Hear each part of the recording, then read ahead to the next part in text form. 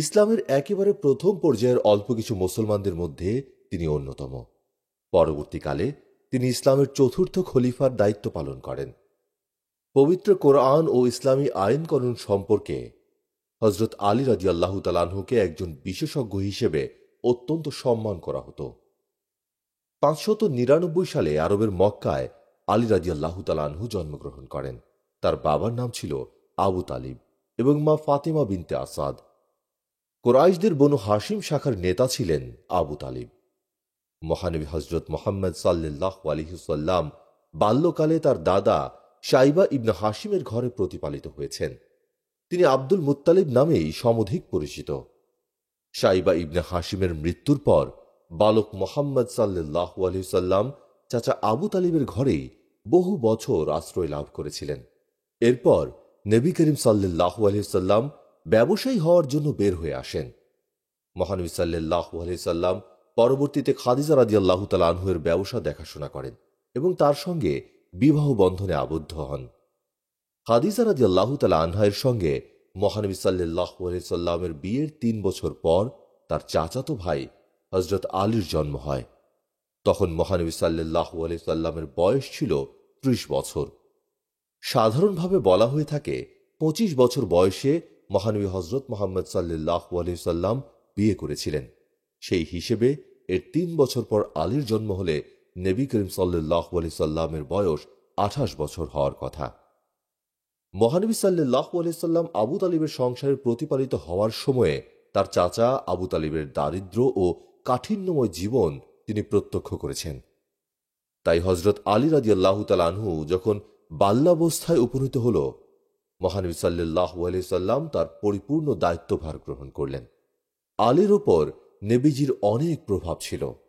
বিশেষত নবী করিম সাল্লাল্লাহু আলাইহি ওয়াসাল্লাম যখন মক্কার নিকটবর্তী হেরা গুহায় ধ্যান করতে যেতেন, তখন বালক আলী সেখানে খাবার পৌঁছে দিত। সাফা পাহাড়ে দাঁড়িয়ে নবী করিম সাল্লাল্লাহু আলাইহি ওয়াসাল্লাম কুরাইশদের সবগুলো গোত্রকে নাম ধরে ডাকলেন এবং তাদেরকে সতর্ক করে বললেন, তারা যদি মন্দ পথ পরিত্যাগ না করে তবে তাদের মাথার ওপর ঐশী শাস্তি অপেক্ষমান রয়েছে। মহানবী সাল্লাল্লাহু আলাইহি ওয়াসাল্লাম তাঁর নিজের পরিবারের এবং বংশের প্রতি দৃষ্টি আকর্ষণ করে বললেন, হে আব্দুল মুত্তালিবের সন্তানেরা, আমি জানি আমার চেয়ে উৎকৃষ্টতর কোনো বাণী নিয়ে আর কোনো আরব লোক তোমাদের কাছে আসেনি। আমি তোমাদের জন্য এই জগতের এবং পরজগতের উৎকৃষ্টতম বিষয় নিয়ে এসেছি। আল্লাহ সুবহানাহু ওয়া তাআলা আমাকে আদেশ দিয়েছেন তাঁর প্রতি তোমাদেরকে আহ্বান করতে। অতএব তোমাদের মধ্য থেকে কে আমাকে এক্ষেত্রে সাহায্য করবে? কে আমার ভাই হয়ে আমার কাজ সম্পাদনকারী বা নির্বাহক হবে? কে আমার উত্তরাধিকারী হবে? আলী রাদিয়াল্লাহু তাআলা আনহুর বয়স তখন ছিল মাত্র 10 বছর। তিনি তার চাচাতো ভাই নবী করিম সাল্লাল্লাহু আলাইহি ওয়াসাল্লাম এবং খাদিজা রাদিয়াল্লাহু তাআলা আনহাকে সেজদা করতে দেখে এবং আল্লাহর প্রশংসা করতে দেখে অত্যন্ত কৌতূহলী হলেন। এই বিষয়ে হযরত আলী রাদিয়াল্লাহু তাআলা আনহু নবী করিম সাল্লাল্লাহু আলাইহি ওয়াসাল্লামকে প্রশ্ন করলে জবাব এলো, আমরা অদ্বিতীয় আল্লাহর ইবাদত করছিলাম। আমিও তোমাকে একইভাবে ইবাদত করতে বলছি। লাত, উজ্জা কিংবা অন্য কোনো মূর্তির প্রতি কখনো মাথা ঝুঁকিও না। লাত, উজ্জা এবং অন্যান্য মূর্তিগুলো ছিল স্থানীয় নাবাতিয়ান গোত্রগুলোর এবং মক্কাবাসীদের প্রধান উপাস্য দেবদেবী। আর সেই যুগে এসব মূর্তিতে কাবাঘর পরিপূর্ণ ছিল। বিভিন্ন প্রশ্নের সদুত্তর পেয়ে হযরত আলী রাদিয়াল্লাহু তাআলা আনহু সন্তুষ্ট হলেন ও মুগ্ধ হলেন। অচিরেই তিনি ইসলাম ধর্ম গ্রহণ করলেন। এক্ষেত্রে স্বাধীন ও মুক্ত পুরুষদের মধ্যে হযরত আলী রাদিয়াল্লাহু তাআলা আনহুই ছিল সর্বপ্রথম। হযরত রাসূল পাক সাল্লাল্লাহু আলাইহি সাল্লামের আহ্বানে সাড়া দিয়ে সে বলেছিল, আমার চোখে ক্ষত এবং আমার পা দুটো সরু, কিন্তু হে আল্লাহর রাসূল, আমি আপনার পাশে থাকব। আল্লাহর সঙ্গে মহানবী হযরত মুহাম্মদ সাল্লাল্লাহু আলাইহি সাল্লামের সরাসরি সম্পর্কের বিষয়টি হযরত আলী রাদিয়াল্লাহু তাআলা আনহু জানত। এক্ষেত্রে কারো মধ্যবর্তীতার প্রয়োজন হয়নি। একই সঙ্গে বসবাসের কারণে হযরত আলী রাদিয়াল্লাহু তাআলা আনহু তা প্রত্যক্ষ করেছেন। মহানবী হযরত মুহাম্মদ সাল্লাল্লাহু আলাইহি সাল্লাম আলী রাদিয়াল্লাহু তাআলা আনহুকে ঈমান সম্পর্কে শিক্ষা দিতে লাগলেন। তাদের দুজনের মধ্যকার সম্পর্ক ক্রমশ গভীর হতে থাকল। হযরত আলী রাদিয়াল্লাহু তাআলা আনহুর ইসলাম গ্রহণের আগেই তার বাবা আবু তালিব মৃত্যুবরণ করেন। তবে যতদিন তিনি জীবিত ছিলেন ততদিনই তিনি ভাতিজা মুহাম্মদ সাল্লাল্লাহু আলাইহি সাল্লামকে নিরাপত্তা দিয়ে গেছেন। মক্কার নেতৃবৃন্দর প্রতিক্রিয়া প্রশমিত করার চেষ্টা করে গেছেন চাচা আবু তালিব। মক্কার এই নেতারা মনে করত নবী করিম সাল্লাল্লাহু আলাইহি সাল্লামের নতুন বাণী তরুণদের সঙ্গে তাদের বাবা মায়ের দূরত্ব সৃষ্টি করবে এবং দাসদের সঙ্গেও তাদের মালিকদের সম্পর্ক নষ্ট করবে। যখন মুসলমানরা জুলুম নির্যাতন থেকে বাঁচার জন্য মক্কা থেকে মদিনায় হিজরত করতে বাধ্য হল, তখন একটি আশঙ্কা ছিল যে মক্কাবাসী হয়তো নবী করিম সাল্লাল্লাহু আলাইহি সাল্লামকে আক্রমণ করবে এবং হত্যা করার চেষ্টা করবে, কারণ তখনও নবী করিম সাল্লাল্লাহু আলাইহি সাল্লাম তার ঘরেই অবস্থান করছিলেন। হযরত আলী রাদিয়াল্লাহু তাআলা আনহুকে তখন বলা হলো মহানবী হযরত মুহাম্মদ সাল্লাল্লাহু আলাইহি সাল্লামের বিছানায় ঘুমাতে, যেন পৌত্তলিকরা মনে করে যে মুহাম্মদ সাল্লাল্লাহু আলাইহি সাল্লামই বিছানায় শুয়ে আছেন। আর ইত্য বৎসরে মহানবী সাল্লাল্লাহু আলাইহি সাল্লাম নিরাপদে মক্কা থেকে চলে যেতে পারেন। এক্ষেত্রে আলী রাদিয়াল্লাহু তাআলা আনহু তার জীবনের ঝুঁকি নিয়েছিলেন এবং আল্লাহর ফজলে রক্ষা পেয়েছিলেন। কিছু কিছু বর্ণনায় দেখা যায় কুরাইশ ষড়যন্ত্রকারীরা মহানবী হযরত মুহাম্মদ সাল্লাল্লাহু আলাইহি সাল্লামের ঘর ঘেরাও করে রেখেছিল এবং বিছানায় শায়িত হযরত আলী রাদিয়াল্লাহু তাআলা আনহুকে মুহাম্মদ সাল্লাল্লাহু আলাইহি সাল্লাম মনে করে হত্যা করার জন্য ঘরে প্রবেশ করেছিল। যখন তারা কম্বল সরিয়ে তরুণ আলীকে দেখল, তারা হতভম্ব হয়ে গেল।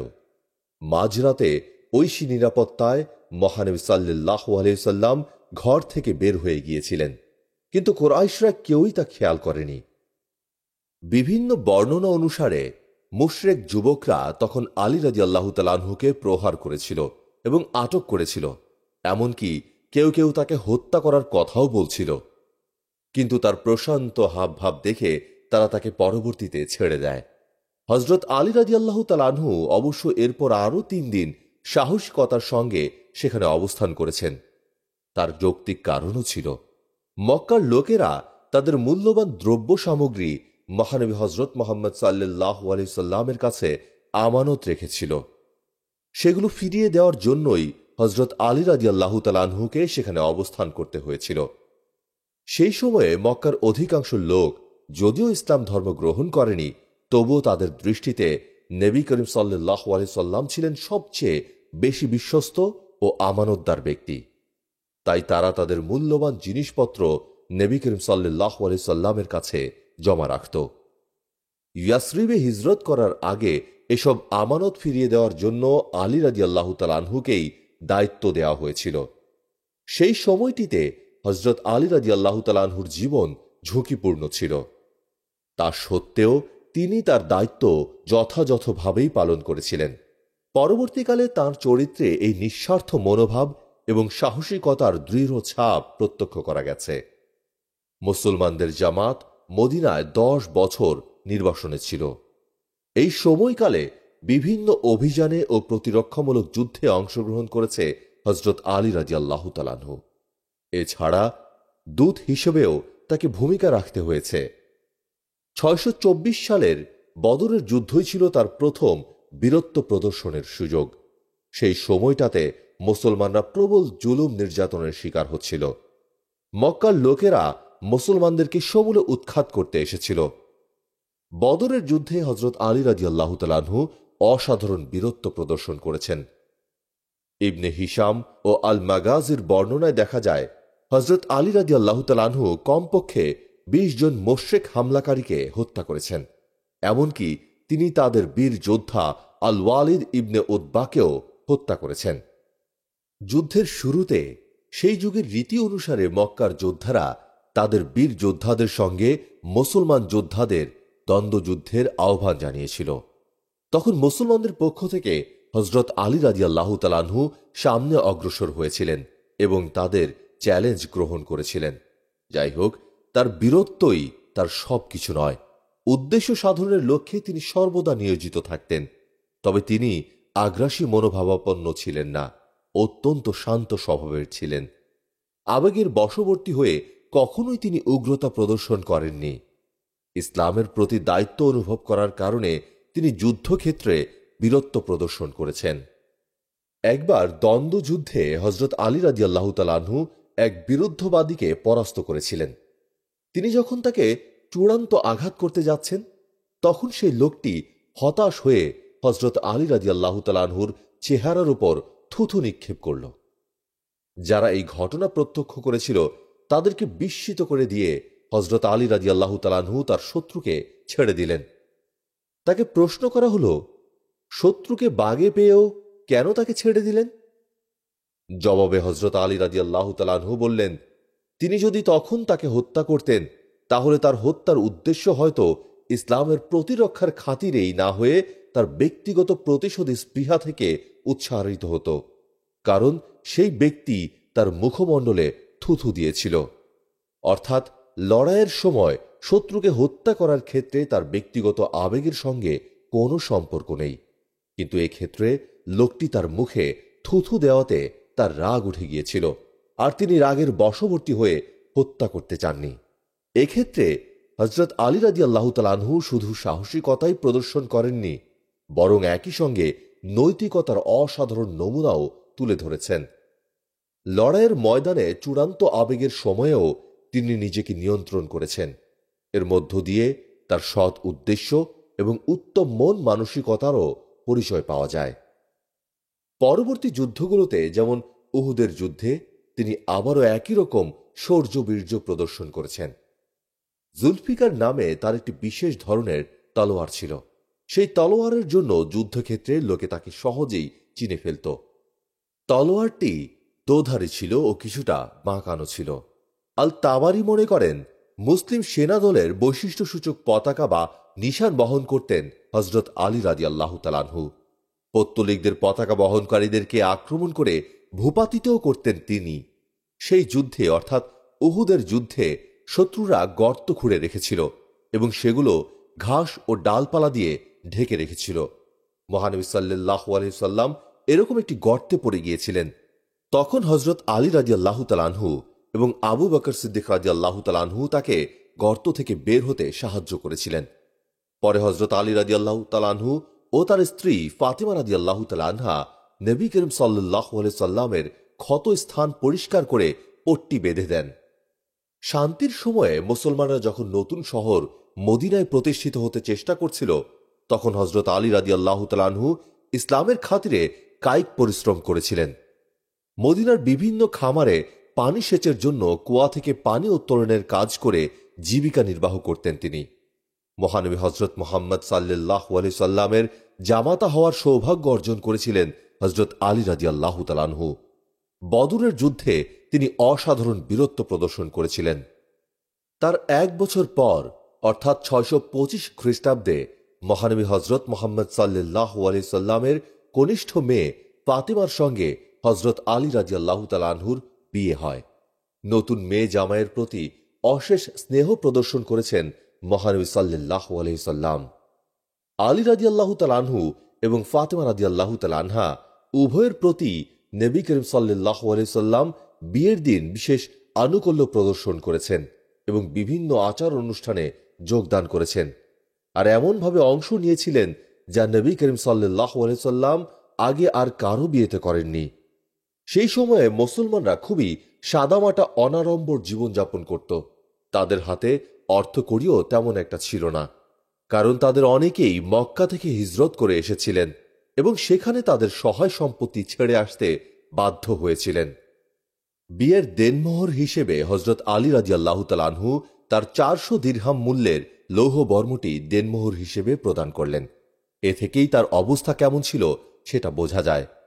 তখন মহানবী হজরত মুহাম্মদ সাল্লাল্লাহু আলাইহি সাল্লাম তার মেয়েকে একটি সাধারণ তোশক, একটি পানির মশক, একটি খাট এবং 2টি জাতা ও 2টি কলসি দিয়েছিলেন।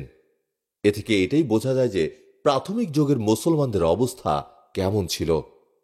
হজরত আলী রাদিয়াল্লাহু তাআলা আনহু এবং ফাতিমা রাদিয়াল্লাহু তাআলা আনহার 3 ছেলে ছিল, হাসান, হোসেন এবং মহসিন। মহসিন শৈশবেই মারা যায়। জয়নাব নামে তাদের একটি মেয়েও ছিল। এই বিয়ের মাধ্যমে মহানবী হজরত মুহাম্মদ সাল্লাল্লাহু আলাইহি সাল্লাম ও হজরত আলী রাদিয়াল্লাহু তাআলা আনহুর মধ্যকার সম্পর্কের বন্ধন আরও দৃঢ় হল। সাহিল ইবনে সাদ বর্ণনা করেন, আবু তুরাব নামটি সবচেয়ে বেশি পছন্দ করতেন আলী রাদিয়াল্লাহু তাআলা আনহু। এর অর্থ ধূলি ধূসরিত, আক্ষরিক অর্থে ধুলার বাপ। কেউ তাকে এ নামে ডাকলে তিনি খুব খুশি হতেন। মহানবী সাল্লাল্লাহু আলাইহি সাল্লাম ছাড়া অন্য কেউ তাকে এই নাম দেয়নি। কারণ একদিন আলী রাদিয়াল্লাহু তাআলা আনহু ফাতিমার প্রতি রাগ করেছিলেন। ঘর থেকে বের হয়ে তিনি মসজিদের দেয়ালে হেলান দিয়ে শুয়েছিলেন। তখন মহানবী সাল্লাল্লাহু আলাইহি সাল্লাম এসে দেখেন তার পিঠ ধুলাতে ঢেকে গেছে। নবী করিম সাল্লাল্লাহু আলাইহি সাল্লাম তার পিঠ থেকে ধুলা ঝাড়তে ঝাড়তে বললেন, বসে পড়ো আবু তুরাব। এই বর্ণনা থেকে বোঝা যায় যে মহানবী সাল্লাল্লাহু আলাইহি সাল্লাম আলীকে কিরকম পছন্দ করতেন। এভাবে আরো বর্ণিত হয়েছে যে একবার নবী করিম সাল্লাল্লাহু আলাইহি সাল্লাম আলী রাদিয়াল্লাহু তাআলা আনহুর পাশে বসে খেজুর খাচ্ছিলেন। তখন তিনি দুষ্টুমি করে বিচিগুলো আলীর সামনে রাখছিলেন, আর আলীও একইভাবে নবী করিম সাল্লাল্লাহু আলাইহি সাল্লামের দিকে রাখছিল। মহানবী সাল্লাল্লাহু আলাইহি সাল্লামকে যখন বলা হলো যে তিনি অনেক বেশি খেজুর খেয়ে ফেলেছেন, কারণ সবগুলো বিচি তাঁর সামনেই ছিল, তখন নবীজি সাল্লাল্লাহু আলাইহি সাল্লাম তাৎক্ষণিক জবাব দিলেন, কেউ কেউ তো বিচি সহই খেয়ে ফেলেছে। 630 সালে যখন মুসলমানরা মক্কা বিজয় করল, হযরত আলী রাদিয়াল্লাহু তাআলা আনহু তখন এক বিশাল সৈন্যবাহিনীর নেতৃত্বে ছিলেন এবং খুব শান্তিপূর্ণভাবেই মক্কা শহরটি বিজয় করেছিলেন। কাবা প্রাঙ্গণে অবস্থিত পুরনো বহু প্রস্তর মূর্তি ভাঙার ক্ষেত্রে তিনি অগ্রণী ভূমিকা রেখেছেন, যারা তাদেরকে নির্বাসনে যেতে বাধ্য করেছিল এবং যারা এর পরও মদিনাতে একাধিকবার আক্রমণ করেছিল। সেই পুরনো শত্রুদের প্রতি মুসলমানদের মহানুভবতার ঘটনা ইতিহাসের একটি অন্যতম অধ্যায়। এত কিছুর পরও মহানবী হযরত মুহাম্মদ সাল্লাল্লাহু আলাইহি সাল্লাম মক্কাবাসীদের ক্ষমা করে দিয়েছিলেন। 631 খ্রিস্টাব্দে হযরত আলী রাদিয়াল্লাহু তাআলা আনহুকে ইয়েমেনে ইসলাম প্রচারের মিশনের নেতৃত্ব অর্পণ করা হয়। জীবদ্দশায় নবী করিম সাল্লাল্লাহু আলাইহি সাল্লাম যতগুলো তাবলীগী মিশন প্রেরণ করেছিলেন, এটি ছিল সেগুলোর মধ্যে সর্বশেষ। শীতের মধ্যভাগে হযরত আলী রাদিয়াল্লাহু তাআলা আনহু ইয়েমেনে পৌঁছান। প্রথমে যদিও সেখানকার গোত্রগুলো শত্রুভাবাপন্ন ছিল, কিন্তু অচিরেই মাজাজ ও হামাদান গোত্রের সবাই ইসলাম গ্রহণ করে। এর কয়েক বছর আগে খালিদ বিন ওয়ালিদ রাদিয়াল্লাহু তাআলা আনহু এখানে এসে তাবলীগ করার চেষ্টা করেছিলেন, কিন্তু তাদের সামনে ইসলাম তুলে ধরার ক্ষেত্রে তিনি সেরকম সফল হননি। তার কোরআনী জ্ঞানও ততটা ছিল না। এক্ষেত্রে হযরত আলী রাদিয়াল্লাহু তাআলা আনহু এই গোত্রীয় লোকদের মন জয় করতে সক্ষম হন। 632 খ্রিস্টাব্দে মহানবী সাল্লাল্লাহু আলাইহি সাল্লামের মৃত্যুতে অন্যান্য মুসলমানদের মতো হযরত আলী রাদিয়াল্লাহু তাআলা আনহুও শোকাহত ও বিমূঢ় হয়ে যান। মহানবী সাল্লাল্লাহু আলাইহি সাল্লামের জীবনের শেষ দিনগুলোতে তার পরিবারের একজন সদস্য ও ঘনিষ্ঠ ব্যক্তি হিসেবে হযরত আলী রাদিয়াল্লাহু তাআলা আনহু নবীজির সঙ্গে সঙ্গেই ছিলেন। নবী করিম সাল্লাল্লাহু আলাইহি সাল্লামের পবিত্র মৃতদেহের গোসল যারা করিয়েছেন, সেই দলে হযরত আলী রাদিয়াল্লাহু তাআলা আনহু ও তার চাচা আব্বাস রাদিয়াল্লাহু তাআলা আনহু ছিলেন। এছাড়া মৃতদেহ কবরে শায়িত করার সময়েও হাত লাগিয়েছিলেন হযরত আলী রাদিয়াল্লাহু তাআলা আনহু। বয়োজ্যেষ্ঠ মুসলমানদের একটি অংশ খলিফা নির্বাচনের জন্য ভোট দিয়েছিলেন। তাদের ভোটে হযরত আবু বকর সিদ্দিক রাদিয়াল্লাহু তাআলা আনহু খলিফা নির্বাচিত হন। তিনি সকলের শ্রদ্ধার পাত্র ছিলেন। এখান থেকেই শিয়ারা সুন্নিদের থেকে পৃথক হয়ে বিপথগামী হয়ে যায়, কারণ তারা বিশ্বাস করত হযরত আলী রাদিয়াল্লাহু তাআলা আনহু খলিফা হওয়ার হকদার ছিলেন। সেই জন্য তারা প্রথম 3 খলিফা হযরত আবু বকর রাদিয়াল্লাহু তাআলা আনহু, হযরত ওমর ফারুক রাদিয়াল্লাহু তাআলা আনহু এবং হযরত ওসমান রাদিয়াল্লাহু তাআলা আনহু এর পদমর্যাদা লাভ করাটা পছন্দ করেনি।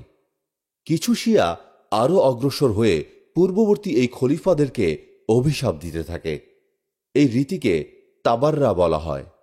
এই বিষয়টি আরও পরিষ্কার করার জন্য আমাদের উচিত পূর্ববর্তী খলিফাদের অধীনে হযরত আলী রাদিয়াল্লাহু তাআলা আনহু এর ভূমিকা কি ছিল তা পর্যালোচনা করে দেখা। এক্ষেত্রে সত্যিকারের তথ্য উপাত্ত, ঘটনা ও বিভিন্ন প্রমাণাদি খতিয়ে দেখতে হবে।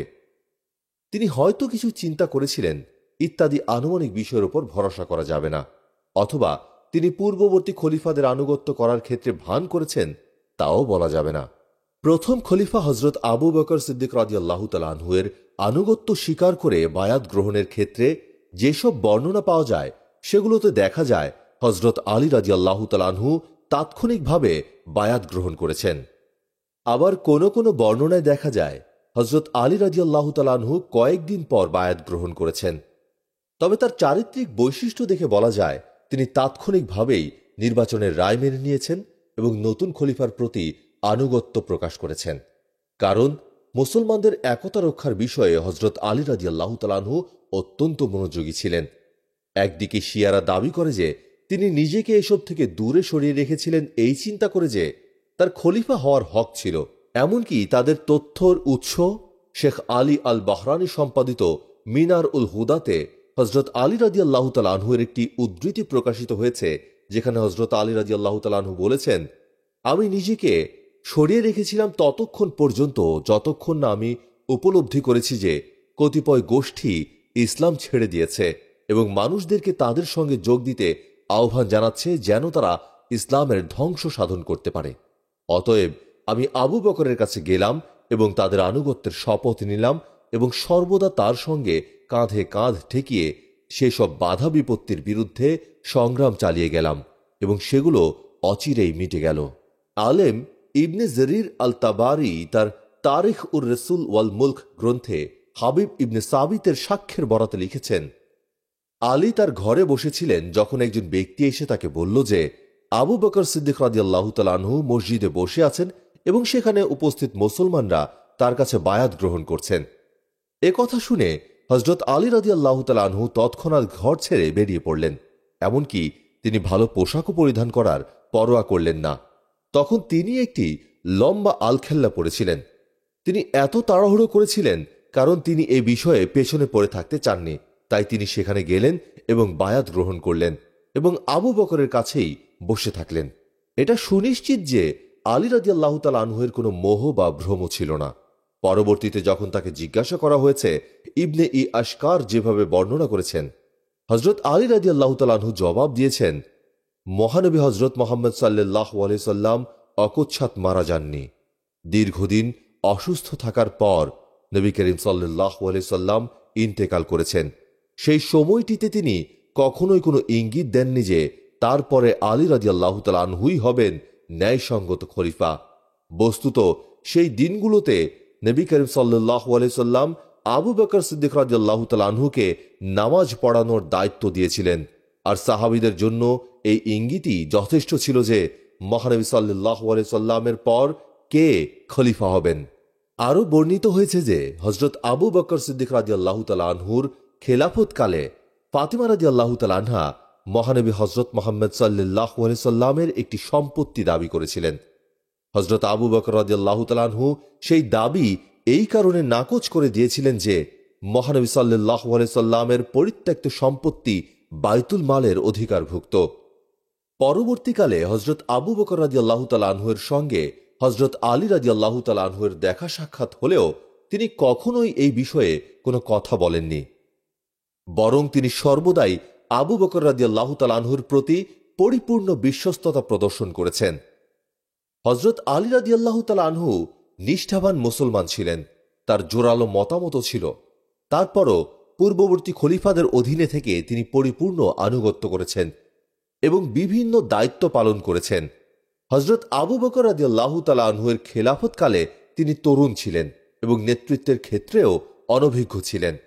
হযরত আবু বকর রাদিয়াল্লাহু তাআলা আনহু কাজকর্ম থেকে শাসন ব্যবস্থা সম্পর্কে তিনি বহু কিছু শিখেছেন। বিশেষত মহানবী সাল্লাল্লাহু আলাইহি সাল্লামের মৃত্যুর পর বিভিন্ন ধরনের উত্তেজনা ও বিভক্তির সম্ভাবনা দেখা দেয়। হযরত আবু বকর সিদ্দিক রাদিয়াল্লাহু তাআলা আনহু এসব বিপদ আপদ শক্ত হাতে প্রতিহত করেছেন। আলী রাদিয়াল্লাহু তাআলা আনহু হযরত আবু বকর সিদ্দিক রাদিয়াল্লাহু তাআলা আনহুর সমস্ত হুকুম পালন করেছেন এবং বিশ্বস্ত বন্ধু, সহযোগী ও সমর্থনকারী মিত্রে পরিণত হয়েছিলেন। হযরত আবু বকরের খেলাফতের প্রথম কয়েকটি মাস মুসলমানরা মানসিক টানাপোড়েনের মধ্য দিয়ে অতিবাহিত করছিল। কারণ মহানবী সাল্লাল্লাহু আলাইহি সাল্লামের মৃত্যুর পর নতুন নেতৃত্বের অধীনে অভ্যস্ত হতে তাদের কষ্ট হচ্ছিল। মহানবী সাল্লাল্লাহু আলাইহি সাল্লামের মৃত্যুর কয়েক মাস পরেই হজরত ফাতেমা রাদিয়াল্লাহু তাআলা আনহা ইন্তেকাল করেন।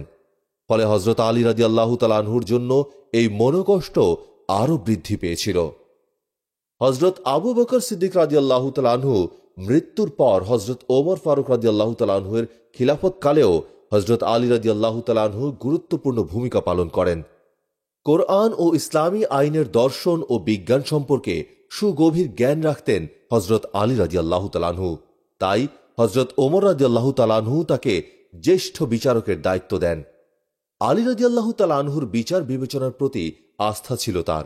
সেজন্য কঠিন কঠিন মামলা মোকদ্দমার মীমাংসার ভার হজরত আলী রাদিয়াল্লাহু তাআলা আনহুর প্রতি অর্পণ করতেন হজরত ওমর রাদিয়াল্লাহু তাআলা আনহু। হজরত ওমর রাদিয়াল্লাহু তাআলা আনহুর খেলাফতকালে শান্তিপূর্ণ উপায়ে জেরুজালেম বিজয় হয়। তিনি সেখানে শান্তি চুক্তি স্বাক্ষর করতে যান। জেরুজালেম যাওয়ার সময়ে তিনি আলী রাদিয়াল্লাহু তাআলা আনহুকে ইসলামী সাম্রাজ্যের শাসন কেন্দ্র মদিনার দায়িত্বভার অর্পণ করেন। খলিফা হজরত ওমর রাদিয়াল্লাহু তাআলা আনহু হজরত আলী রাদিয়াল্লাহু তাআলা আনহুর প্রতি কতটা আস্থা রাখতেন সেটা এই ঘটনা থেকেই বোঝা যায়। হজরত আলী রাদিয়াল্লাহু তাআলা আনহু অবশ্য সব সময়ই যুগ খলিফার সিদ্ধান্তের সঙ্গে একমত হতেন না। মাঝে মাঝে তিনি ভিন্ন মত পোষণ করতেন। যেমন আত্মরক্ষামূলক যুদ্ধলব্ধ সম্পদের বন্টনের বিষয়ে হজরত ওমর ফারুক রাদিয়াল্লাহু তাআলা আনহুর সিদ্ধান্তের সঙ্গে তিনি একমত হননি। ভবিষ্যৎ বিপদ আপদের সম্ভাবনার কথা চিন্তা করে খলিফা হজরত ওমর রাদিয়াল্লাহু তাআলা আনহু গনিমতের কিছু অংশ হাতে রাখার কথা বলেছিলেন, কিন্তু আলী রাদিয়াল্লাহু তাআলা আনহু বললেন সবটুকুই বন্টন করে দিতে হবে, কারণ বিপদ আপদের বিষয়ে আল্লাহর প্রতি পরিপূর্ণ ভরসা তাওয়াক্কুল করা উচিত। তিনি হয়তো সৈনিকদের সমর্থন লাভ করেছিলেন, কারণ পরবর্তীতে হজরত ওসমানের সঙ্গেও তার একই মতপার্থক্য ঘটেছিল। হজরত আলী রাদিয়াল্লাহু তাআলা আনহু হয়তো কয়েকটি বিষয় ভিন্নমত পোষণ করেছেন, কিন্তু তারপরও তিনি তার পূর্ববর্তী খলিফাদের বিশ্বস্ত পরামর্শদাতা হিসেবে কাজ করেছেন। এমনকি হজরত ওসমান রাদিয়াল্লাহু তাআলা আনহু যখন তার বাসভবনে আক্রান্ত হন, তখনও বাড়ির সম্মুখ ভাগে পাহারায় নিয়োজিত ছিল আলী রাদিয়াল্লাহু তাআলা আনহুর দুই ছেলে হাসান এবং হুসাইন। কিন্তু দুর্ভাগ্যক্রমে বিদ্রোহীরা বাড়ির সামনের দিকে আগুন লাগিয়ে দিয়ে সবার মনোযোগ ঘুরিয়ে দেয় এবং ইতবৎসরে বাড়ির পেছন দিক থেকে আক্রমণ করে।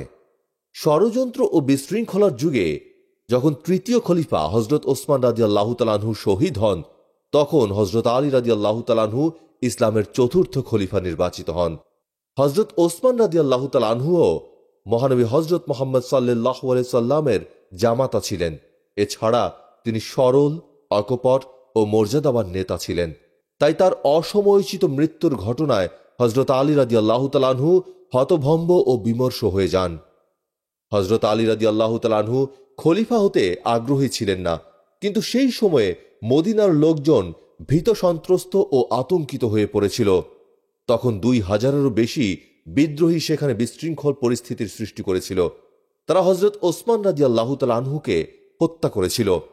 এরকম পরিস্থিতিতে মদিনার মসজিদে নববীতে মুসলমানগণ সমবেত হল। তারা হজরত আলী রাদিয়াল্লাহু তাআলা আনহুকে অনুরোধ করল খেলাফতের দায়িত্বভার গ্রহণ করতে এবং আইন শৃঙ্খলা পুনঃস্থাপন করতে। সেদিন তারা সবাই হজরত আলী রাদিয়াল্লাহু তাআলা আনহুর হাতে বায়াত গ্রহণ করল। তবে উমাইয়া পরিবারের কেউ কেউ অবশ্য বায়াত গ্রহণ করেনি। হজরত ওসমানের রক্তমাখা জামা নিয়ে তারা সিরিয়াতে পালিয়ে যায়। প্রথম ভাষণে হজরত আলী রাদিয়াল্লাহু তাআলা আনহু অত্যন্ত দৃঢ়তার সঙ্গে উপস্থিত মুসলমানদেরকে বললেন, কাবার পার্শ্ববর্তী এলাকা পবিত্র। আল্লাহ তাআলা মুসলমানদের পরস্পরকে ভাই হিসেবে জীবনযাপন করতে বলেন। তিনি মুসলমান যিনি কাউকেই তার কথায় কিংবা কাজে আঘাত দেন না। মানুষের সঙ্গে লেনদেনের ক্ষেত্রে আল্লাহকে ভয় করুন। শেষ বিচারের দিনে আপনাকে আপনার কাজের জন্য জবাবদিহি করতে হবে, এমনকি পশুর সঙ্গে আচরণের জন্য জবাবদিহি করতে হবে। তাই সর্বশক্তিমান আল্লাহর আনুগত্য করুন, তার আদেশ নিষেধগুলোকে পরিত্যাগ করবেন না। হজরত আলী রাদিয়াল্লাহু তাআলা আনহু জানতেন সামনে আরো কঠিন সময় আসছে। সন্দেহ, সংশয়, অবিশ্বাস এবং অরাজকতার দ্বার অবারিত হয়ে গেছে। এসব মোকাবেলার জন্য অক্লান্ত পরিশ্রমের প্রয়োজন, ধৈর্য ধারণ করা প্রয়োজন। আইন শৃঙ্খলা পুনঃস্থাপনের জন্য অনেক কৌশলী হওয়াও দরকার। তিনি আশা করলেন তার বিশ্বস্ত পরামর্শদাতাদের পাশাপাশি বিভিন্ন মানুষের সহায়তায় এসব কাজ সম্পাদন করবেন। তার প্রথম বক্তৃতার পরপরই একটি প্রতিনিধি দল তার সঙ্গে দেখা করে শরিয়া আইন প্রয়োগের কথা বলে এবং হযরত ওসমান রাদিয়াল্লাহু তাআলা আনহুর হত্যাকারীদের শাস্তি দাবি করে। তীব্র আবেগময় পরিস্থিতি তখনও বিরাজ করছিল। তা সত্ত্বেও হযরত আলী রাদিয়াল্লাহু তাআলা আনহু জবাব দেন, ওসমান রাদিয়াল্লাহু তাআলা আনহুর মৃত্যুকে আমি বিনা প্রতিশোধে ছেড়ে দেব না, কিন্তু তোমাদেরকে অবশ্যই অপেক্ষা করতে হবে, কারণ পরিস্থিতি এখনো স্বাভাবিক হয়নি। দাঙ্গাবাজরা এখনো মদিনায় ক্ষমতাশালী হয়ে আছে, আর আমরা এখনো তাদের কবজায় আছি। আমার নিজের অবস্থানও নড়বড়ে, তাই আমি তোমাদেরকে অনুরোধ করছি, অপেক্ষা করো। যখনই পরিস্থিতি ঠিক হবে আমি আমার দায়িত্ব পালন করব। এটি পরিষ্কার যে সব সাহাবী এই জবাবে সন্তুষ্ট হননি, কিন্তু হযরত আলী রাদিয়াল্লাহু তাআলা আনহু নেতৃত্বের পরিবর্তন ঘটানোর মাধ্যমে কাজ শুরু করেছিলেন। বিভিন্ন পদে তিনি তার বিশ্বস্ত লোকদেরকে বসাচ্ছিলেন। আঞ্চলিক প্রশাসকদের অনেককেই পরিবর্তন করেছিলেন তিনি, যেমন সালমান ফার্সি ও মালিক আল আশতারকে গভর্নর নিয়োগ করেছিলেন। এসব পরিবর্তনের বিষয়েও সবাই একমত ছিল না। অনেকেই তাকে পরামর্শ দিয়েছিল বিভিন্ন গোষ্ঠীকে খুশি রাখার জন্য কিছু কৌশলী পদক্ষেপ গ্রহণ করতে। এ সম্পর্কে ইবনে খালদুন বর্ণনা করেন, আলী রাদিয়াল্লাহু তাআলা আনহুকে খেলাফতের শুরুতেই আল মুগিরাহ পরামর্শ দিয়েছিলেন আজ-জুবায়ের, মুয়াবিয়া এবং তালহাকে তাদের পদ থেকে অপসারণ না করতে, যতদিন পর্যন্ত না জনগণ তার হাতে বায়াত গ্রহণ করতে সম্মত হয় এবং পুরো বিষয়টি সুসংহত হয়। এরপরে তিনি যা চান তা করতে পারবেন। সেটি ছিল ভালো শক্তির কূটনীতি, যে কূটনীতির পেছনে সামরিক শক্তির সমর্থন থাকে। তবে হযরত আলী রাদিয়াল্লাহু তাআলা আনহু এই পরামর্শ প্রত্যাখ্যান করলেন। তিনি প্রতারণা ও প্রবঞ্চনা পরিহার করতে চেয়েছিলেন, কারণ ইসলামে এসবের স্থান নেই। হযরত ওসমান রাদিয়াল্লাহু তাআলা আনহুর মৃত্যু পরবর্তী পরিস্থিতি হযরত আলী রাদিয়াল্লাহু তাআলা আনহুকে গভীরভাবে কষ্ট দিচ্ছিল। তিনি সত্যি সত্যি মনে করতেন তৃতীয় খলিফা যেসব সমস্যার সম্মুখীন হয়েছিলেন সেগুলোর জন্য তাঁকে ঘিরে থাকা বনু উমাইয়া পরিবারের লোকজনই দায়ী ছিল। তারা খলিফার বৃদ্ধ বয়সের এবং ধৈর্যশীলতার সুযোগ নিয়ে রাজনৈতিক ক্ষমতা অর্জন করেছিল এবং তার অপব্যবহার করেছিল। এই কারণেই হযরত আলী রাদিয়াল্লাহু তাআলা আনহু ইসলামী শাসন কেন্দ্র মদিনার বাইরে অবস্থিত অন্যান্য অঞ্চলে কর্মরত তাদের বহু লোককে অপসারণ করেছেন। চিঠি ও খুতবার মাধ্যমে অন্যদেরকে অনুপ্রাণিত ও উদ্বুদ্ধ করার ক্ষেত্রে তার সুখ্যাতি ছিল। বহু বছর মহানবী হযরত মুহাম্মদ সাল্লাল্লাহু আলাইহি সাল্লামের ঘনিষ্ঠ সান্নিধ্যে থাকার কারণে তিনি গভীর জ্ঞানের অধিকারী হয়েছিলেন। সেজন্য হযরত আলী রাদিয়াল্লাহু তাআলা আনহু প্রথমে আইন শৃঙ্খলা পুনঃস্থাপিত করতে চেয়েছিলেন এবং এরপর হযরত ওসমানের হত্যাকারীর বিচার সম্পাদন করতে চেয়েছিলেন। যা হোক, এই বাস্তবসম্মত কর্মপন্থা মানার ক্ষেত্রে সবার সমান ধৈর্য ছিল না। হযরত ওসমান রাদিয়াল্লাহু তাআলা আনহুকে যখন হত্যা করা হয় তখন হযরত আয়েশা সিদ্দিকা রাদিয়াল্লাহু তাআলা আনহা হজে ছিলেন। তিনি অত্যন্ত মর্মাহত হন এবং এই হত্যাকাণ্ডের প্রতিশোধ গ্রহণের জন্য সমর্থন আদায়ের লক্ষ্যে মক্কায় এক জনসমাবেশে বক্তৃতা দেন। এরপর শত শত সৈন্য নিয়ে তিনি বসরা গমন করেন আরও সমর্থন লাভের আশায়। পথিমধ্যে আরও লোকজন তাদের সঙ্গে যোগ দেয় এবং কাফেলাটি ৩,০০০ লোকের সেনা দলে পরিণত হয়। তখন বসরার লোকদের জনমত বিভক্ত হয়ে পড়েছিল, কিন্তু শহর দখলের পর নেতারা হযরত ওসমানের বিরুদ্ধে অভ্যুত্থানকারীদেরকে খুঁজে খুঁজে বের করে এবং সমূলে বিনাশ করে। তারা শত শত সন্দেহভাজন বিদ্রোহীকে জিজ্ঞাসাবাদ করে এবং তাদের মধ্যে যারা দোষী সাব্যস্ত হয়েছিল তাদেরকে হত্যা করে। তখন বসরার সর্বত্র আতঙ্ক বিরাজ করছিল। এরপর আয়েশা সিদ্দিকা রাদিয়াল্লাহু তাআলা আনহা মুসলিম সাম্রাজ্যের বাকি অংশের কাছে সমর্থন চাইলেন হযরত ওসমানের সন্দেহভাজন হত্যাকারীদেরকে শাস্তি প্রদানের জন্য। ফলে অশান্তি আরও বৃদ্ধি পেল। বিশৃঙ্খলা দমনের জন্য হযরত আলী রাদিয়াল্লাহু তাআলা আনহু তার নিজস্ব সেনাদল নিয়ে বসরা যেতে বাধ্য হলেন। কুফা থেকে ৯,০০০ লোক তার সঙ্গে যোগ দিল। বসরায় পৌঁছানোর পর তিনি হযরত আয়েশা সিদ্দিকা রাদিয়াল্লাহু তাআলা আনহার কাছে শান্তি বার্তাবাহী প্রতিনিধি দল পাঠালেন। প্রেরিত বার্তার মাধ্যমে মনে হচ্ছিল উভয় পক্ষই শান্তি স্থাপন করতে যাচ্ছে, কিন্তু আবদুল্লাহ বিন সাবার নেতৃত্বের একটি দল অনুধাবন করল শান্তি প্রতিষ্ঠিত হয়ে গেলে তারা হজরত ওসমানের বিরুদ্ধে দাঙ্গা হাঙ্গামাকারী হিসেবে ধরা পড়ে যাবে। তাই রাতের আঁধারে তাদের দলটি হজরত আলী রাদিয়াল্লাহু তাআলা আনহু ও হজরত আয়েশা সিদ্দিকা রাদিয়াল্লাহু তাআলা আনহার শিবির দুটির মধ্যে লড়াই বাঁধিয়ে দিল। তারা হজরত আলী রাদিয়াল্লাহু তাআলা আনহুর শিবিরে খবর দিল যে অপরপক্ষ বিশ্বাসঘাতকতা করেছে। আবার হজরত আয়েশা সিদ্দিকা রাদিয়াল্লাহু তাআলা আনহার শিবিরে গিয়েও একইভাবে বলল হজরত আলী রাদিয়াল্লাহু তাআলা আনহুর লোকজন বিশ্বাসঘাতকতা করেছে।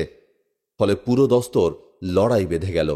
হজরত আলী রাদিয়াল্লাহু তাআলা আনহু এই ভয়টিই করছিলেন। মুসলমানদের দুই দলের এই লড়াইয়ে 10,000 মুসলমান মারা গেল। পরিশেষে যদিও খলিফা হজরত আলী রাদিয়াল্লাহু তাআলা আনহুর দলই বিজয়ী হল, কিন্তু এই অনাবশ্যক রক্তপাতের ঘটনায় তার হৃদয়েও রক্তক্ষরণ হতে থাকল। এই যুদ্ধটি জঙ্গে জামাল অর্থাৎ উটের যুদ্ধ নামে পরিচিত। বসরাতে আলী রাদিয়াল্লাহু তাআলা আনহু যদিও এই বিদ্রোহ দমন করেন, তথাপি বিশৃঙ্খলা অব্যাহত থাকল। কোনো প্রকারের নিগ্রহ না করে সম্মানের সঙ্গেই হজরত আয়েশা সিদ্দিকা রাদিয়াল্লাহু তাআলা আনহাকে মদিনায় পাঠিয়ে দেয়া হল। হজরত ওসমান রাদিয়াল্লাহু তাআলা আনহুর হত্যাকাণ্ডের সঙ্গেও হজরত আলী রাদিয়াল্লাহু তাআলা আনহু কোনোভাবেই জড়িত ছিলেন না। আল তাবারির বর্ণনায় দেখা যায়, খলিফা হওয়ার পর তার প্রথম খুতবায় হজরত আলী রাদিয়াল্লাহু তাআলা আনহু এই হত্যাকাণ্ডের নিন্দা করেন এবং বিদ্রোহীদেরকে শয়তানের দোসর বলে অভিহিত করেন। উপস্থিত মুসল্লিদের তিনি একজন মুসলমান ভাইয়ের রক্তপাত ঘটানোর মতো নিকৃষ্ট কাজের ভয়াবহতার কথাও স্মরণ করান। এই অবস্থান থেকেই তিনি প্রথমে মুসলমানদের মধ্যে শান্তি এবং একতা ও সংহতি প্রতিষ্ঠা করতে চান। হজরত আলী রাদিয়াল্লাহু তাআলা আনহুর খেলাফত ছিনিয়ে নেওয়ার চেষ্টা করেন সিরিয়ার গভর্নর মুয়াবিয়া। ফলে 657 খ্রিস্টাব্দে তাদের মধ্যে দীর্ঘস্থায়ী যুদ্ধ বেঁধে যায়। এটি সিফফিনের যুদ্ধ নামে পরিচিত। অবশেষে তারা মধ্যস্থতা গ্রহণের সিদ্ধান্ত নেন, কিন্তু তা সমাধা হওয়ার পরিবর্তে ব্যর্থতায় পর্যবসিত হয়। হজরত আলী রাদিয়াল্লাহু তাআলা আনহুর সেনাবাহিনী থেকে 4000 সৈন্যের একটি দল তাকে ছেড়ে চলে যায় এবং তার জন্য হুমকি হয়ে দাঁড়ায়। পরবর্তীকালে এই দলটি খারেজি নামে পরিচিতি লাভ করে। তারা টেসিফোনে লুটতরাজ করে এবং এরপর 658 খ্রিস্টাব্দে নহরওয়ান্দে হজরত আলী রাদিয়াল্লাহু তাআলা আনহুর অনুগত বাহিনীর কাছে পরাজিত হয়। ইরাকে অবস্থিত একটি প্রাচীন নগরী হচ্ছে টেসিফোন। বর্তমানে একে আল মাদায়েন বলা হয়। বাগদাদ থেকে 35 কিলোমিটার দক্ষিণে টাইগ্রিস অর্থাৎ দজলা নদীর পূর্ব তীরে এর ধ্বংসাবশেষ রয়েছে। ইসলামী সাম্রাজ্য বিস্তৃত হওয়ার সঙ্গে সঙ্গে বিভিন্ন ধরনের রাজনৈতিক সমস্যাও তৈরি হচ্ছিল। তারপরও হজরত আলী রাদিয়াল্লাহু তাআলা আনহু আল্লাহর প্রতি ভরসা রেখেছিলেন। তিনি গভীর প্রার্থনায় নিমগ্ন হতেন। নিয়মিত ফরজ আদায়ের পাশাপাশি তিনি নফল নামাজও পড়তেন। প্রায়ই তিনি রাতভর ইবাদতে রত হতেন। তার প্রার্থনার কারণেই তিনি ও প্রথম যুগের মুসলমানগণ নিরাপত্তা লাভ করেছিলেন। নতুবা তখনকার পরিস্থিতি এতটাই প্রতিকূল ছিল, তাদের বিরুদ্ধে এমন ষড়যন্ত্র হচ্ছিল যে পরিস্থিতি আরো খারাপ হতে পারত। কোন এক ব্যক্তি হজরত আলী রাদিয়াল্লাহু তাআলা আনহুকে জিজ্ঞাসা করেছিলেন, মানুষ কেন আপনার সঙ্গে মতভেদ করে, আর তারা কেন আবু বকর রাদিয়াল্লাহু তাআলা আনহু এবং ওমর রাদিয়াল্লাহু তাআলা আনহুর সঙ্গে মতভেদ করেনি? জবাবে হজরত আলী রাদিয়াল্লাহু তাআলা আনহু বলেন, কারণ আবু বকর রাদিয়াল্লাহু তাআলা আনহু এবং ওমর রাদিয়াল্লাহু তাআলা আনহু আমার মতো লোকদের ইনচার্জ বা তত্ত্বাবধায়ক ছিলেন, আর আজ আমি তোমার মতো লোকদের তত্ত্বাবধায়ক। ন্যায় বিচারের প্রতি তার তীক্ষ্ণ দৃষ্টি ছিল। তিনি তার অনুগামীদেরকে বলতেন, লোকদের সঙ্গে সেরকম আচরণ করো যেরকম আচরণ তুমি তাদের কাছে প্রত্যাশা করো। অনুসারীদের আধ্যাত্মিক অবস্থার উন্নয়ন ঘটানোর আগে এই চেতনার দ্বারা পরিচালিত হয়েই তিনি মুসলিম বিশ্বে সুস্থিত অবস্থা এবং ভারসাম্য অর্জনের জন্য চেষ্টা করেছিলেন। নহরওয়ান্দে খারেজিদের সঙ্গে কঠোর আচরণ করায় তিনি কিছুটা সমর্থন ও আনুকূল্য হারান। খারেজিরা চাচ্ছিল তাদের দৃষ্টিতে সত্যিকারের মুসলিম নেতৃত্ব, যা কিনা কোরআনী শিক্ষার সঙ্গে সঙ্গতিপূর্ণ হবে, আর যারা রাজনৈতিক ফায়দা গ্রহণ করতে চায় তাদের সঙ্গে কোনো আপোষ করা যাবে না। এই দৃষ্টিভঙ্গি কিছু কিছু সমর্থন পেতে থাকল, যদিও মোটিভ বা অভিপ্রায় সম্পর্কে তাদের ব্যাখ্যা ভ্রান্তিমূলক ছিল। সিফফিনের যুদ্ধের পর হজরত আলী রাদিয়াল্লাহু তাআলা আনহু বসরাতে কিছু সময় কাটান। সেখানে তিনি তার চাচাতো ভাই আবদুল্লাহ বিন আব্বাসকে গভর্নর নিয়োগ করেন। এরপর জানুয়ারি মাসে তিনি কুফাতে যান। কুফা ছিল ইরাকের তুলনামূলকভাবে একটি নতুন গ্যারিসন শহর বা রক্ষী নগরী, যা কিনা মাত্র ২০ বছর আগে গড়ে তোলা হয়েছিল। তিনি ইসলামী সাম্রাজ্যের কেন্দ্র মদিনা থেকে কুফাতে স্থানান্তর করেন। কুফা আধুনিক ইরাকে অবস্থিত। এদিকে ক্ষমতার আরেকটি কেন্দ্রস্থল দামাশকাস রয়ে গেল মুআবিয়ার নিয়ন্ত্রণে। পরবর্তীকালের জন্য এই সিদ্ধান্তটি ছিল অত্যন্ত তাৎপর্যপূর্ণ, কারণ এরপরে আর কখনোই মদিনা ইসলামী সাম্রাজ্যের কেন্দ্রস্থলে পরিণত হয়নি। আলী রাদিয়াল্লাহু তাআলা আনহু অত্যন্ত ভদ্র ও সরল মানুষ ছিলেন, কিন্তু তাকে এখন রাজনৈতিক কৌশলের সঙ্গে সংগ্রাম করতে হচ্ছে। ধার্মিকতা, অসাধারণ জ্ঞান ও সাহসিকতার জন্য পরিচিত ছিলেন হজরত আলী রাদিয়াল্লাহু তাআলা আনহু। মানুষ তাকে শ্রদ্ধা করত। মহানবী হজরত মুহাম্মদ সাল্লাল্লাহু আলাইহি সাল্লামের জীবদ্দশাতেই তিনি কোরআন মুখস্থ করেছিলেন এবং তা মহানবী হজরত মুহাম্মদ সাল্লাল্লাহু আলাইহি সাল্লামকে শুনিয়েছিলেন। আর পরবর্তীকালে তিনি এই ধর্মগ্রন্থের একজন বিশেষজ্ঞ অথরিটিতে পরিণত হন। হজরত আলী রাদিয়াল্লাহু তাআলা আনহু শুধু হাফেজে কোরআনই ছিলেন না, কখন কোন আয়াত নাজিল হলো, কোথায় এবং কোন অবস্থার পরিপ্রেক্ষিতে নাজিল হলো ইত্যাদি প্রতিটি আয়াতের পটভূমি অর্থাৎ শানে নুজুল তিনি জানতেন। প্রায় ৩০ বছর মহানবী হজরত মুহাম্মদ সাল্লাল্লাহু আলাইহি সাল্লামের ঘনিষ্ঠ সাহচর্যে থাকার ফলে তিনি হাদিস ও সুন্নাহর অথরিটিতে পরিণত হন। শত শত হাদিস কণ্ঠস্থ করেছেন তিনি। সেসব হাদিস তিনি প্রায়ই বর্ণনা করতেন এবং কোরআন ও হাদিসের বরাত দিয়ে চমৎকার বক্তৃতা করতেন। কোরআনের গভীর জ্ঞান থাকার কারণে এটি স্বাভাবিক বিষয় যে তিনি ইসলামী আইনের অথরিটি হিসেবে বিবেচিত হবেন। হজরত আয়েশা সিদ্দিকা রাদিয়াল্লাহু তাআলা আনহা বলেছেন, তার জন্য আলী রাদিয়াল্লাহু তাআলা আনহু যারা সুন্নাহর মধ্যে আছে তাদের মধ্যে সবচেয়ে বেশি জ্ঞান রাখে। একইভাবে আবু হুরায়রার এক বর্ণনায় দেখা যায় হজরত ওমর রাদিয়াল্লাহু তাআলা আনহু বলেছেন, বিচার সংক্রান্ত ফয়সালার ক্ষেত্রে আমাদের মধ্যে আলী সর্বোত্তম। বাকি খলিফাদের মতো হজরত আলী রাদিয়াল্লাহু তাআলা আনহুও খুব সাদা সিধা জীবনযাপন করতেন। মুসলমান হিসেবে তাকে সংকটময় কাল অতিবাহিত করতে হয়েছে। এমনিতেও তিনি সহজ সরল ও অনাড়ম্বর জীবন বেশি পছন্দ করেছেন। তিনি সাদামাটা পোশাক পরিধান করতেন এবং সাধারণ খাবারই খেতেন। সর্বদাই তিনি অপরের কল্যাণ সাধনের প্রতি খেয়াল রাখতেন। প্রায়ই তিনি না খেয়ে থাকতেন। এমনকি খলিফা হওয়ার পরও তিনি সেই আগের মতোই সাদাসিধে জীবনযাপন করেছেন এবং মুসলমানদের জামাতের খেদমতে সদা সতর্ক থেকেছেন।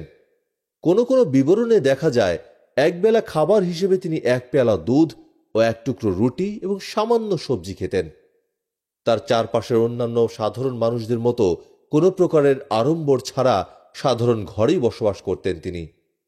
একটি ঘটনায় দেখা যায় একবার তিনি ও তার স্ত্রী ফাতেমা রাদিয়াল্লাহু তাআলা আনহা শুকনো রুটি খাচ্ছিলেন। তখন এক ফকির তাদের দরজায় এসে খাবার চায়। তারা সেই সামান্য রুটিটুকু সেই ফকিরকেই দিয়ে দেন এবং দিনের বাকি সময় না খেয়েই অতিবাহিত করেন। ছেলেদেরকেও তিনি সেই একই শিক্ষা দিয়েছিলেন। ছেলেদেরকে তিনি বলেছেন, সৎসঙ্গে বাস করো, অসৎসঙ্গ পরিহার করো। সবচেয়ে নিকৃষ্ট খাবার যা তুমি খাও তা হলো হারাম পথে উপার্জিত খাবার। মানুষের প্রতি সদয় চিত্ত হও। এমনকি কেউ যদি তোমার সঙ্গে রূঢ় আচরণ করে তার সঙ্গেও সদয় চিত্ত হও, কেননা পরবর্তীতে সেই ব্যক্তিও তোমার প্রতি সদয় চিত্ত হয়ে যাবে। আপাত দৃষ্টিতে খোলাফায়ে রাশিদিনের যুগ কেবল ধারাবাহিক সংগ্রাম ও লড়াইয়ের যুগ বলে মনে হতে পারে, কিন্তু প্রকৃতপক্ষে তাদের প্রচেষ্টা ছাড়া মুসলমানদের মধ্যে সুপ্রশিক্ষিত, উদ্যমী ও নিবেদিত প্রাণ ব্যক্তিদের এক কেন্দ্রীয় দল তৈরি হওয়া সম্ভব ছিল না। মূলত এটা ছিল তাদেরই ধারণকৃত পারস্পরিক ভালোবাসা, সহমর্মিতা, ন্যায় আচরণ ও জ্ঞান পিপাসার বিভিন্ন মূল্যবোধ, যার বহিঃপ্রকাশ দেখা যায় স্পেনের আন্দালুস ও বাগদাদের বাইতুল হিকমার মতো ইসলামের পরবর্তী স্বর্ণযুগগুলোতে। মুসলমানদের মধ্যে শান্তি প্রতিষ্ঠায় তার সর্বাত্মক প্রচেষ্টার পরও ক্রমবর্ধমান বিভেদ অবশ্যম্ভাবী শঙ্কায় পরিণত হচ্ছিল। 661 খ্রিস্টাব্দে কুফা নগরীতে হজরত আলী রাদিয়াল্লাহু তাআলা আনহু নিহত হন। তখন তার বয়স হয়েছিল 62 বছর।